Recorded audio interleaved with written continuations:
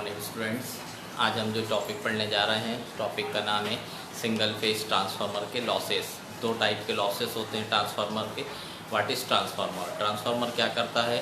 Voltage को बढ़ाने का या कम करने का काम में आता है। Transformer is a device which convert high voltage to low voltage and low voltage to high voltage at constant frequency. Transformer क्या करता है? वोल्टेज को बढ़ाएगा या फिर घटाएगा।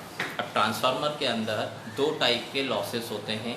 ट्रांसफार्मर के अंदर दो टाइप के लॉसेस होते हैं। तो पहले ट्रांसफार्मर के कंस्ट्रक्शन को देखते हैं। तो जो ट्रांसफार्मर का कंस्ट्रक्शन होता है उसमें मेनली दो पार्ट्स होते हैं। एक होती है कोर और एक होती है बाइंडिंग। तो जो कोर होती है वो आयरन मटेरियल की होती है और जो बाइंडिंग होती है वो कॉपर मटेरियल की होती है। तो ट्रांसफार्मर के अंदर कोर में एक लॉसेस होते हैं, उन लॉसेस को हम बोलते हैं आयरन लॉस और उसी को हम कहते हैं कोर लॉस। ऐसे ही दूसरा होता है उसको हम कहते हैं कॉपर लॉस। और ये कॉपर लॉस कहाँ होती है? बाइंडिंग में। और ट्रांसफार्मर के अंदर दो बाइंडिंग होती हैं, एक होती है प्राइमरी और एक होती है सेकेंडरी। तो ट्रांसफार्मर के अंदर दो टाइप के लॉसेस होते हैं, iron loss and copper loss. अब ये जो आयरन लॉस होते हैं ये कांस्टेंट लॉसेस होते हैं। ये कांस्टेंट लॉसेस होते हैं और ये लोड पर डिपेंड नहीं करते। लोड हमारा कैसा ही हो, ट्रांसफार्मर में लोड कैसा होता है, half load, full load, no load, quarter load, भले ही जितना भी आप लोड दो आयरन लॉस कांस्टेंट रहेंगे। और जो कॉपर लॉस होते हैं वो लोड पर डिपेंड करते हैं। और कॉपर लॉस का जो फॉर्मूला होता है वो I²R होता है। कॉपर लॉस का फॉर्मूला होता है I²R। तो ये लोड पर डिपेंड करते हैं। फुल लोड पे अलग होंगे, नो लोड पे अलग होंगे, हाफ लोड पे अलग होंगे, क्वार्टर लोड पे अलग होंगे।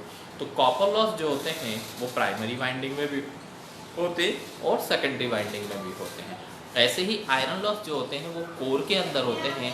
और आयरन लॉस को हम अगर दो भागों में और बांटें, आयरन लॉस को फर्दर दो भागों में बांटते हैं, उसको हम बोलते हैं hysteresis losses and eddy current losses. अब हिस्टेरिसिस लॉसेस और एडी करंट लॉसेस ये दोनों कहाँ होते हैं? ट्रांसफार्मर के कोर के अंदर होते हैं। तो ट्रांसफार्मर में कोर में जो लॉसेस होंगे उनको हम बोलते हैं हिस्टेरिसिस लॉसेस। और दूसरा होता है एडी करंट लॉसेस। तो एडी करंट लॉसेस जिसे हम हिंदी में कहते हैं भंवर धारा हानि, ये ट्रांसफार्मर के कोर के अंदर होता है। इसको हम कैसे बनाते हैं?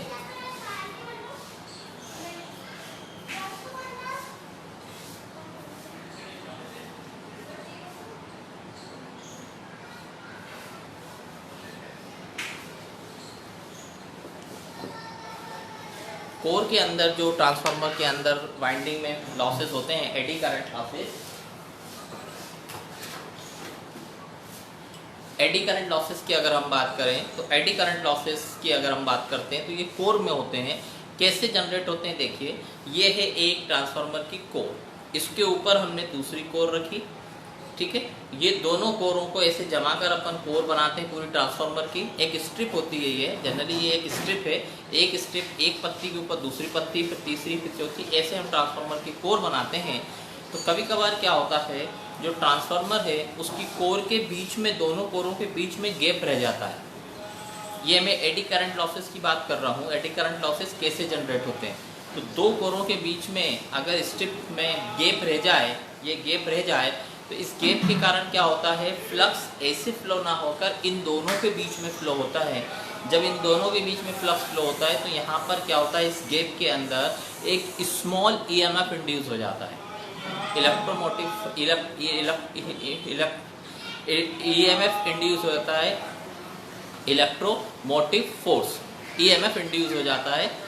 यहाँ इन दोनों कोरों के बीच में EMF इंड्यूस हो जाता है। और इस EMF के कारण इस कोर के अंदर क्या होती है, करंट फ्लो होती है। उस करंट को हम बोलते हैं कौन सी? Eddy current. एडी करंट हम इसको बोलते हैं। फिर कैसे रिपीट करता हूँ, जैसे सपोज ये एक स्ट्रिप है, इसके ऊपर ये दूसरी स्ट्रिप रखी। मान लो इन दोनों स्ट्रिपों के बीच में अगर गैप रह जाए तो इस गैप को हम कहते हैं जो दो कोरों के बीच में गैप हुआ, इसमें यहाँ क्या होता है, स्मॉल EMF इंड्यूस होता है। स्मॉल फ्लक्स फ्लो होता है, पहले फ्लक्स फ्लो होने के बाद यहाँ EMF इंड्यूस होता है। EMF के कारण इसके अंदर क्या होती है, यहाँ पर करंट फ्लो होती है।